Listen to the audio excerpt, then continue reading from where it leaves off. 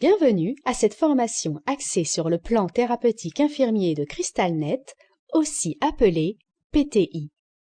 Cette formation s'adresse à tout intervenant ayant besoin de déterminer, d'ajuster ou de consulter un plan thérapeutique infirmier. 2 capsules sont dédiées à ce module. La première vous aura permis d'acquérir les compétences essentielles pour consulter et créer un plan thérapeutique infirmier dans CrystalNet. La seconde vous permettra quant à elle d'éditer le PTI en modifiant les problèmes ou besoins prioritaires ainsi que les directives infirmières et en utilisant les fonctions générales du PTI.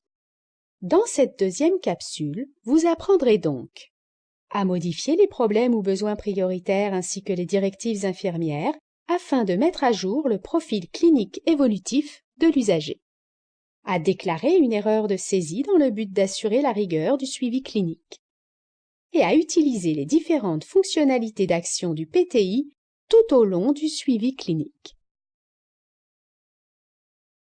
Rappelons que, comme le mentionne le site de l'Ordre des infirmières et infirmiers du Québec, le plan thérapeutique infirmier est une norme de documentation. Il constitue une note d'évolution obligatoire qui regroupe au dossier les décisions de l'infirmière liées au suivi clinique de l'usager. Son objectif est d'assurer un suivi optimal du patient. L'évolution clinique d'un usager nécessite une mise à jour fréquente du PTI. En effet, la résolution d'un problème, la satisfaction d'un besoin et l'évolution d'un problème ou d'un besoin prioritaire doivent être consignés au PTI. Nous verrons donc les possibilités qu'offre CrystalNet pour modifier un PTI déjà créé. Notez que nous reprendrons le PTI d'hospitalisation utilisé lors de la capsule précédente.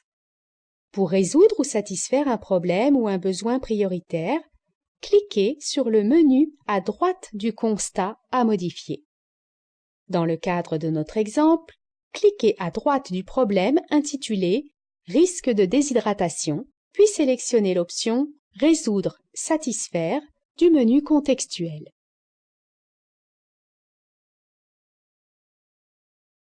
La fenêtre « Changement de statut pour un constat » s'affiche. Il vous est alors possible de confirmer ou d'annuler ce changement. Les renseignements relatifs à la résolution du problème, c'est-à-dire la date, l'heure et le code réseau de l'intervenant, s'inscrivent automatiquement dans le tableau « Constat de l'évaluation » sous la colonne « Résolu, satisfait ».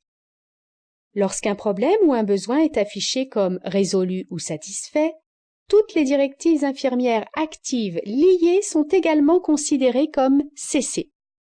Les renseignements relatifs à la résolution sont automatiquement transposés dans le tableau « Suivi clinique » sous la colonne « Cessé, réalisé ». Pour faire évoluer un problème ou un besoin prioritaire, cliquez sur le bouton « Menu » situé à droite du problème. Sélectionnez l'option « Évoluer ». Dans la fenêtre « Évolution d'un problème ou besoin prioritaire », saisissez un nouveau problème en effectuant une recherche dans le répertoire et sélectionnez un problème déjà existant ou choisissez « Autre constat ». Par exemple, le problème « Risque d'altération de la fonction respiratoire » peut évoluer vers le problème « Altération de la fonction respiratoire ». Au besoin, il est possible d'ajuster les directives infirmières en lien avec le problème ou d'en ajouter. Ainsi, dans le suivi clinique, la directive infirmière « Évaluer conditions respiratoires par infirmière » a été ajoutée. Cliquez ensuite sur « Enregistrer » et fermer. Dans le tableau du PTI, vous remarquerez que les numéros de l'ancien et du nouveau problème sont identiques. En outre, pour le problème ou le besoin prioritaire qui a évolué, les colonnes date et heure de la section Résolu satisfait sont marquées de tirets et le code réseau de l'intervenant figure dans la colonne initiale. Après avoir détaillé les mises à jour possibles pour un problème ou un besoin prioritaire, nous allons nous attarder aux modifications du suivi clinique. L'ajustement d'une directive infirmière permet d'en recréer une nouvelle à partir de celle déjà existante, sans devoir compléter à nouveau les champs requis pour une nouvelle directive, à savoir précision, paramètres en entrée et cible. Seule la périodicité doit être redéfinie. Les autres champs peuvent tout de même être modifiés au besoin. Par défaut, l'ajustement d'une directive infirmière déjà existante marque cette directive comme « cesser réalisé » et en crée une nouvelle. Il existe deux façons d'ajuster une directive infirmière. Dans un premier temps, nous verrons comment ajuster une directive infirmière à partir de la section « Constat de l'évaluation » du PTI. Pour reprendre notre exemple, nous partirons du problème ou besoin prioritaire intitulé « Altération de la fonction respiratoire » pour lequel nous souhaitons ajuster une directive infirmière déjà liée.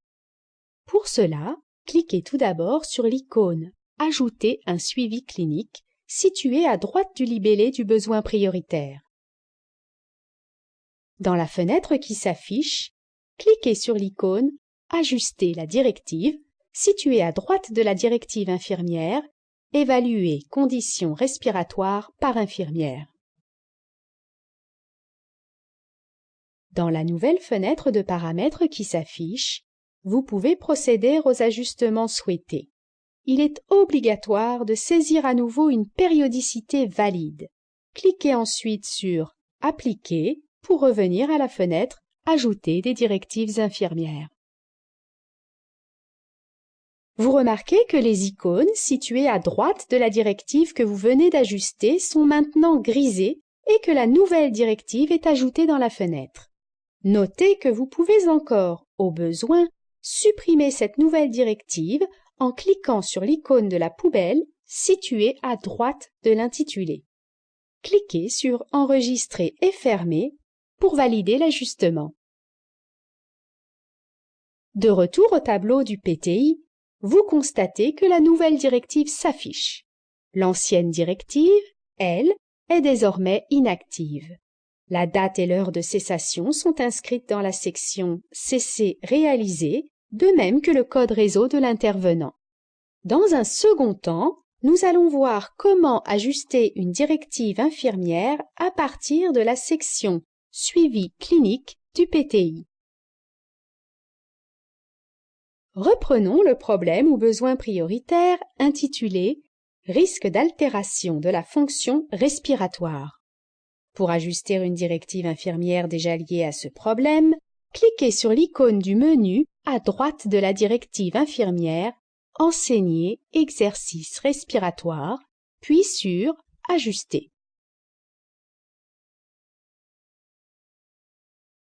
Vous accédez directement aux paramètres à modifier. Il est à noter que seule la périodicité doit obligatoirement être redéfinie. Vous pouvez néanmoins modifier les champs précision, paramètres en entrée et cible au besoin. Dans le cas présent, nous avons ajouté la précision « privilégier le soir en présence de sa famille » et avons indiqué « aucun horaire » pour la périodicité. Cliquez sur « Appliquer » pour revenir à la fenêtre « Ajustement des directives infirmières ». Vous remarquez que les icônes situées à droite de la directive que vous venez de faire évoluer sont maintenant grisées et que la directive modifiée est ajoutée dans la fenêtre. Cliquez sur « Enregistrer et fermer » pour valider l'ajustement. Outre le fait d'ajuster une directive infirmière existante, l'évolution clinique d'un usager peut aussi amener l'intervenant à considérer que la directive est réalisée ou qu'elle doit être cessée. Vous avez la possibilité, à partir de la section « Suivi clinique », de mettre le statut d'une directive active à « Cesser réalisé ». Si vous souhaitez par exemple modifier le statut de la directive infirmière « Enseigner exercice respiratoire », cliquez sur l'icône du crochet situé à droite de la directive. Une nouvelle fenêtre s'affiche où vous pouvez confirmer votre choix. Dans le tableau du PTI, sur la ligne de la directive infirmière sélectionnée, le code réseau de l'intervenant ainsi que la date et l'heure de cessation ou de réalisation s'affichent dans la section « Cesser, réaliser ». Voyons maintenant comment déclarer une erreur de saisie liée à un besoin prioritaire ou à une directive infirmière. Une erreur de saisie peut être rapportée dans le tableau « Constat de l'évaluation » pour un problème ou besoin prioritaire erroné par exemple.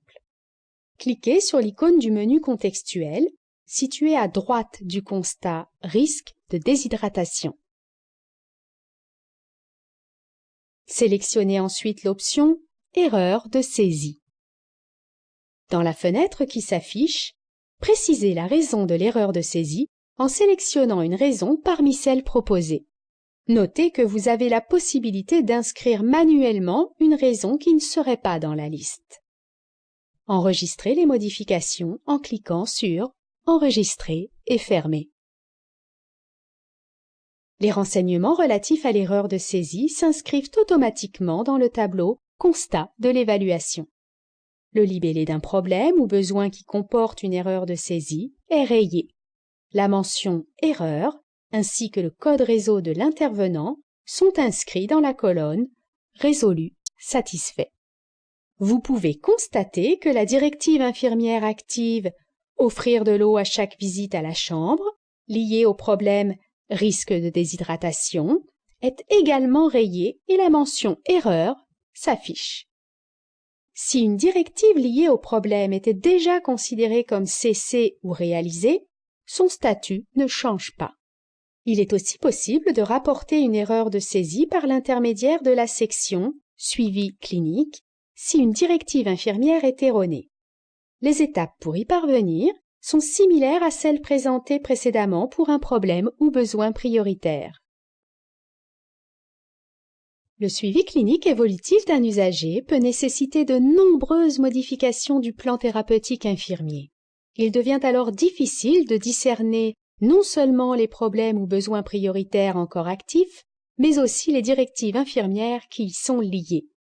La touche située en haut à droite de l'écran vous permet d'accéder soit à une vue complète du PTI, soit à une vue sommaire. Par défaut, la vue complète est sélectionnée. Tous les problèmes et les directives infirmières du PTI sélectionnés, quel que soit leur statut, s'affichent.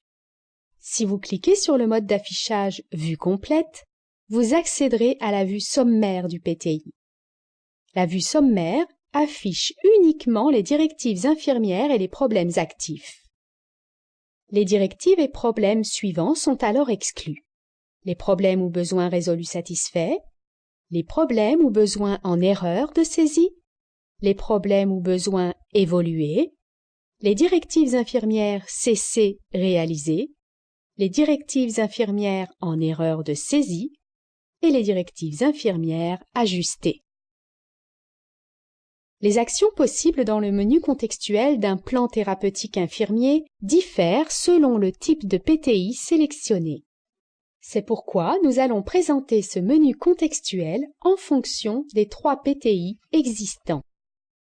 Dans un premier temps, nous allons décrire les actions présentes dans le menu contextuel d'un PTI d'hospitalisation. 3 actions sont possibles: le transfert vers une nouvelle venue, l'impression et la suppression. Seul le PTI de type hospitalisation peut être transféré vers une nouvelle venue. Lors du transfert d'un usager d'une unité de soins à une autre unité de soins du même site, le PTI se transfère automatiquement. En outre, si l'usager est transféré vers un autre site ou s'il est admis dans un autre site de l'établissement, le PTI d'hospitalisation déjà existant peut également être transféré. Cependant, certaines conditions doivent être respectées pour que le transfert soit possible. Une nouvelle venue doit être ouverte dans un site. Le laps de temps entre le départ de l'usager et la nouvelle venue ne doit pas dépasser le délai déterminé par l'établissement. Et le nouveau PTI doit être un PTI d'hospitalisation. Pour reprendre notre exemple, notre patiente Marie Curie a dû être transférée vers un autre site de l'établissement, Hôpital 2. Si, à partir de ce site, vous souhaitez créer un nouveau PTI d'hospitalisation, une fenêtre s'affiche vous informant de l'existence d'un PTI d'hospitalisation. Vous avez alors la possibilité de transférer ce PTI. Cliquez sur « Oui ». Lorsque le transfert est terminé, une copie complète du PTI est créée, liée à la nouvelle venue dans l'hôpital 2. L'ancien PTI est alors définitivement fermé. Notez que si par erreur vous cliquez sur « Non » lorsque le transfert vous est proposé, vous avez la possibilité, en ouvrant le menu contextuel du PTI déjà existant, de sélectionner « Transférer vers une nouvelle venue ». Une fenêtre de confirmation s'affiche et vous permet de transférer le PTI vers la nouvelle hospitalisation. Votre nouveau PTI est créé. Il reprend les constats et le suivi clinique de l'usager consignés dans l'ancien PTI. Notez que les directives actives transférées se retrouvent aussi dans le PSTI. Ceci complète le transfert vers une nouvelle venue. Nous allons maintenant nous attarder aux deux autres actions possibles à partir du menu contextuel d'un PTI d'hospitalisation, l'impression et la suppression. Vous pouvez, au choix, décider d'obtenir une impression complète du PTI sélectionné ou une impression sommaire. L'impression complète permet de visualiser tous les problèmes ou besoins prioritaires ainsi que l'ensemble des directives liées, que ceux-ci soient actifs ou non. Dans la visionneuse de documents qui s'affiche lorsque vous cliquez sur « Impression complète », les directives et les problèmes qui sont résolus, cessés ou avec un statut d'erreur apparaissent grisés. L'impression sommaire, quant à elle, permet d'avoir une vue du PTI d'hospitalisation sélectionné où seuls les éléments encore actifs restent visibles. Pour votre information, sachez que vous pouvez également choisir de n'imprimer qu'un problème ou besoin prioritaire en particulier. Pour ce faire, cliquez sur le menu à droite du libellé du constat et sélectionnez « Impression du constat ». Les directives infirmières liées à ce constat seront également imprimées. Il est possible de supprimer un PTI nouvellement créé si aucun problème ou besoin prioritaire n'y a été consigné. Il est aussi possible de supprimer un PTI lorsque tous ces éléments sont en erreur de saisie. Notez que ces deux actions, l'impression et la suppression, sont également proposées pour les deux autres types de PTI et que les étapes pour y parvenir sont identiques à celles présentées précédemment. Passons maintenant à la fermeture d'un PTI. Seuls les PTI ambulatoires et périopératoires peuvent être fermés manuellement. Nous allons poursuivre avec notre patiente Marie Curie dans le cadre d'un PTI ambulatoire. Cliquez sur le menu contextuel situé à droite de l'intitulé du PTI et sélectionnez « Fermer ». Une fenêtre de confirmation s'affiche. Après avoir cliqué sur « Oui », vous êtes de retour à la page d'accueil du PTI ambulatoire. La mention « Fermer » permet de spécifier le nouveau statut du PTI. Lorsque vous fermez un PTI, vous ne pouvez plus effectuer de modifications quelles qu'elles soient. Cependant, les problèmes ou besoins prioritaires actifs ainsi que les directives infirmières qui leur sont liées peuvent être importés dans un nouveau PTI. Nous allons maintenant passer au dernier type de PTI, le plan thérapeutique infirmier périopératoire. Le PTI périopératoire est le seul PTI pour lequel l'option « Convertir en hospitalisation » est possible. Dans notre exemple, un PTI périopératoire arthroplastie de la hanche a été ouvert et doit maintenant être converti en PTI d'hospitalisation. Veuillez prendre note que pour pouvoir convertir un PTI périopératoire, aucun PTI de type hospitalisation ne doit être ouvert pour l'usager. Cliquez sur le menu à droite du libellé du PTI et sélectionnez « Convertir en hospitalisation ». Une fenêtre de confirmation s'affiche. Après avoir cliqué sur « Oui », la fenêtre Ajouter un nouveau problème ou besoin prioritaire s'affiche. Le problème déjà présent dans le PTI périopératoire est repris. Vous pouvez alors ajouter ou supprimer des directives infirmières liées à ce problème. Pour les directives infirmières déjà existantes, il est obligatoire de saisir une périodicité avant de pouvoir convertir le PTI périopératoire. Cliquez ensuite sur « Enregistrer et terminer » pour compléter la conversion. Vous constatez que le plan thérapeutique infirmier périopératoire est devenu un PTI d'hospitalisation. Ceci complète la formation axée sur le plan thérapeutique infirmier de CrystalNet. Vous êtes maintenant en mesure de modifier le PTI électronique et d'en utiliser les différentes fonctionnalités d'édition. Répondez maintenant au questionnaire suivant afin de valider vos connaissances.